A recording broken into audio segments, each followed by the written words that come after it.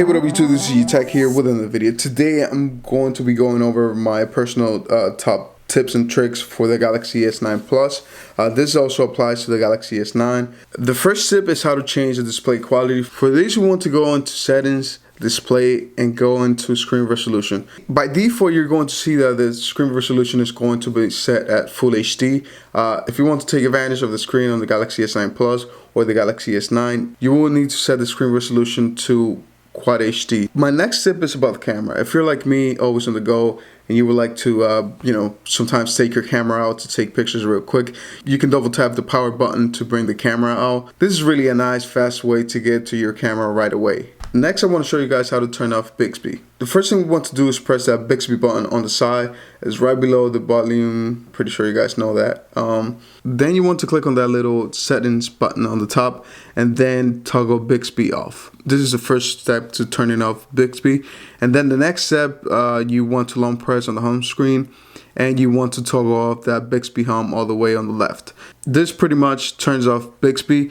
I actually leave the long press for Bigsby just because sometimes I got to set reminders, I got to set alarms, and it doesn't get triggered unless you press the button for a few seconds. Let's jump to the next tip, and that's how to switch the back button. To change the layout of the back button and the recent button, you want to go to settings, then you want to go to display, and then you want to go to navigation bar. At the bottom, you're going to find the button layout. This is pretty much the layout that you want to see on the bottom for your buttons. You can see that you have recent, home, and back. That's one option. And then you have back, home, and recent. You can only change back and recent. You cannot change the home button. Next, I want to show you guys how you can actually leave the display brightness bar up on the notification bar when you swipe down the first time. By default, you have to swipe down twice in order to get to the display brightness bar. If you're like me, I'm always changing the brightness depending, on the time of the day. At nighttime, I'm always putting it down.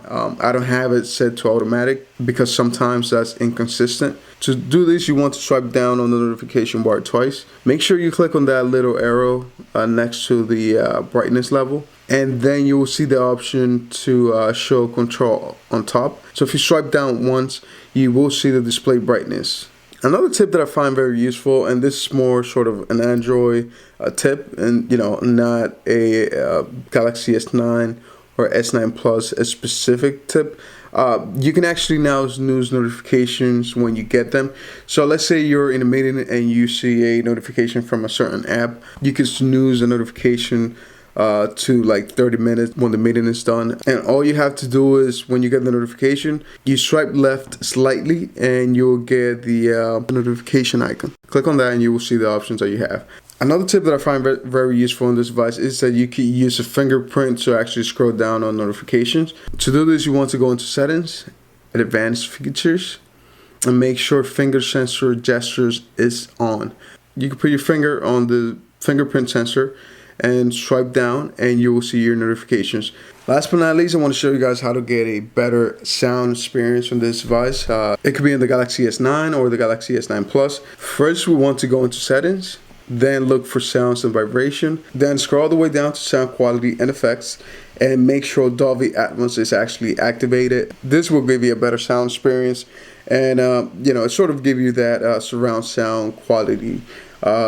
As many of you know, the Galaxy S9 and the S9 Plus have AKG power speakers. So we have a speaker on the bottom and then we have a speaker on the top. So now you have a better sound experience with the devices. Guys, the last tip that I have for this video is not related to software, but more on the physical side.